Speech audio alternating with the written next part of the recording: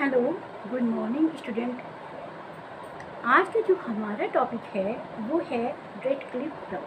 आज हम लोग रेडक्लिफ ब्राउन ने प्रकारवाद से संबंधित क्या अपने विचार दिए हैं, प्रस्तुत किए हैं, उनके बारे में आज हम लोग देखेंगे।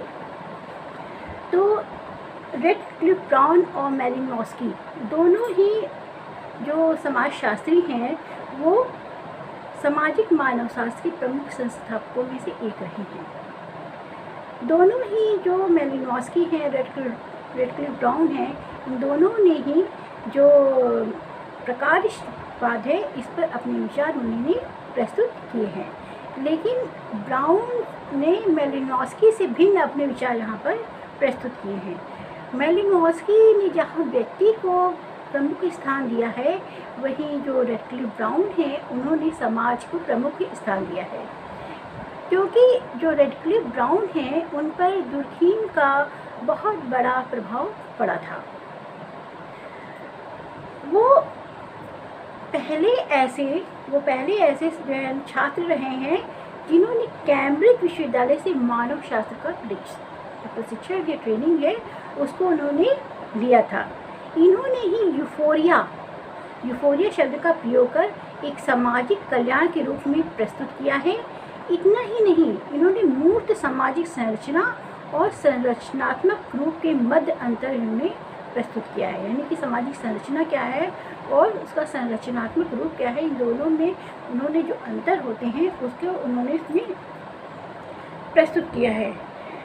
रेडक्लिफ ब्राउन ने तुलनात्मक परिप्रेक्ष्य को अपनाया है और उन्होंने कहा कि समाज एक स्वचालित सवयव है, यानी कि जो समाज है वो जैसे मानव स्वचालित है वैसे कि समाज भी एक स्वचालित है, जिसकी सामाजिक जो आवश्यकताएँ हैं उनकी पूर्ति कुछ मूलभूत सामाजिक संस्थाओं जैसे परिवार, धर्म आदि के द्वारा की जाती है। यानी कि जो विभिन्न संस्थाएं हैं ये सब मिलकर ही एक सामाजिक संरचना का निर्माण करती हैं। इनका ये जो प्रकार करती है इनका संपूर्ण में योगदान होता है। यानी कि जैसे आपका जैसे कोई शरीर होता है, मानव शरीर होता है, उसके अंग कोई ना कोई योगदान देते हैं उसकी व्यक्ति की आवश्यकताओं को पूरी करने में, कि हाथ का क्या काम है, पैर का क्या काम है, इंद्रियों का क्या काम है, जो हमारी इंद्रियां हैं उनका क्या काम है। ये सब इंद्रियां मिलके ही एक मानव की समस्त आवश्यकताओं को पूरा करती हैं। इसी तरह एक समाज होता है जहाँ विभिन्न प्रकार की संस्थाएं होती हैं, जैसे परिवार है, विवाह है और नातेदारी है। ये सब जो संस्थाएं भिन्न भिन्न प्रकार की होती हैं समाज में, ये सब अपनी जो योगदान है इनको पूरा करके एक संपूर्ण सामाजिक संरचना को निर्माण करती हैं, ये ब्राउन कहते हैं। ब्राउन ने ऑस्ट्रेलिया और अंडमान द्वीपवासियों के आदिवासी समुदायों के परिवार और नातेदारी को इन्होंने अध्ययन किया हुआ है। ब्राउन ने कहा किसी सामाजिक इकाई का प्रकार उस इकाई का योगदान है जो वह सामाजिक जीवन को देती है। अभी बताया ना कि जैसे संपूर्ण मानव शरीर होता है, कोई ना कोई हर अंग का अपना कार्य करता है और हमारी पूरी जो शरीर है उसकी आवश्यकताओं की पूर्ति करता है। उसी तरह जो समाज है वहाँ पर भिन्न भिन्न जो संस्थाएं होती हैं वो सामाजिक संरचना को अपना योगदान देती हैं, जिससे एक सामाजिक जीवन घटित होता है। साथ ही प्रकार अधिक क्रिया द्वारा संपूर्ण क्रिया को दिया जाने वाला योगदान है जिसका वो एक भाग है। यानी एक संस्था एक भाग होती है जो संपूर्ण क्रिया होती है उसमें अपना योगदान प्रदान करती है। रेडक्लिफ ब्राउन का मानना है कि सामाजिक संरचना स्थानीय विशेषताओं से प्रभावित है।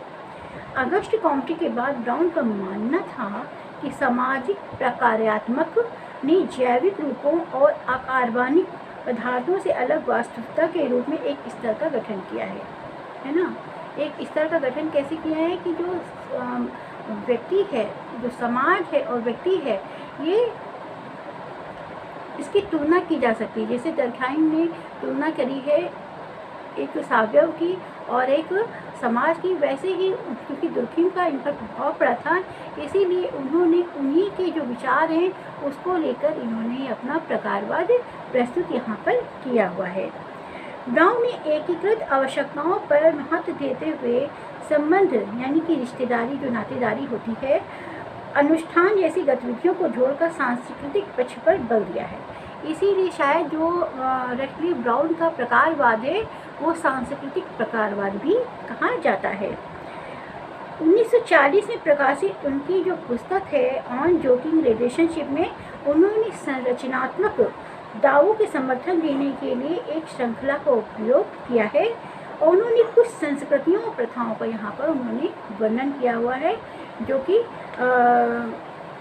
उनके जो सहभागी अवलोकन था उसमें ये देखने को मिलता है। दुर्खीम ने जहाँ प्रकारवाद की जो अवधारणा है उसको व्यवस्थित आधार प्रदान किया है, क्योंकि स्पेंसर ने इसको सावयव की शुरुआत की थी, लेकिन दुर्खीम ने इस सावयव को ही एक व्यवस्थित रूप प्रदान किया। जो समाज है, सामाजिक संरचना का जो प्रकार है उसको यहाँ पर उन्होंने एक व्यवस्थित रूप प्रदान किया है। लेकिन ब्राउन इस अवधारणा को यानी कि जो प्रकारवाद है इस अवधारणा को अंतर्राष्ट्रीय इंटरनेशनल लेवल पर ले जाने का जो श्रेय है वो रैडक्लिफ ब्राउन को जाता है। ऐसा नहीं है कि जो रैडक्लिफ ब्राउन है उनका जो प्रकारवाद है उसको आसानी से मान लिया गया है। उनकी जो प्रकारवाद है उसकी आलोचना भी की गई है। आलोचना किसने की है? उन्होंने जो जोनाथन टर्नर थे, उन्होंने ब्राउन की जो न्यूनतम एकजुटता की अवधारणा के बारे में बहुत सी आपत्तियाँ उठाई हैं। उन्होंने कहा कि जो ब्राउन है इन्होंने जो प्रकारात्मक सिद्धांत है उसमें जो नातेदारी का जो दिया हुआ है वो काफ़ी सीमित है और उन्होंने इस पर बहुत सी आपत्तियाँ उठाई हुई हैं। अब इनकी बुक देख लेते हैं जो कि अक्सर एग्ज़ाम में पूछी भी जाती हैं। इसमें है the Andaman islanders, second book है the social organisation of Australia tribes, अगली बुक है the taboo the Frazer lecture, अगली बुक है method in social anthropology, structure and function in primitive society. ये पुस्तक बहुत हद तक पूछी जाती है क्योंकि यही बुक है ना। ये जो बुक है structure and function in primitive society जो कि 1952 में आई थी, इसमें ही जो ब्राउन है उन्होंने सामाजिक आवश्यकताओं की पूर्ति के जो कुछ मूलभूत संस्थाएं हैं जैसे परिवार, धर्म, नातेदारी, इसका इन्होंने इसमें विस्तृत रूप से उल्लेख किया हुआ है और ये बुक काफ़ी पूछी जाती है। और अधिकतर प्रकारवाद की जो चीज़ें हैं जो ब्राउन को एक ख्याति प्रदान करती है, इसमें इस बुक में उस सभी का उल्लेख हुआ है। तो ये था आपका जो रैडक्लिफ ब्राउन हैं इनका प्रकारवाद। एक बात हमेशा आप ध्यान रखिएगा कि जो मैलिनोव्स्की का प्रकारवाद है वो आवश्यकताओं पर आधारित है, क्योंकि उन्होंने आवश्यकताओं की पूर्ति पर कहा है। और रैडक्लिफ ब्राउन है इन्होंने सांस्कृतिक पक्ष का लिया हुआ है और उसको अंतर्राष्ट्रीय स्तर पर ले जाने का श्रेय भी रैडक्लिफ ब्राउन को जाता है।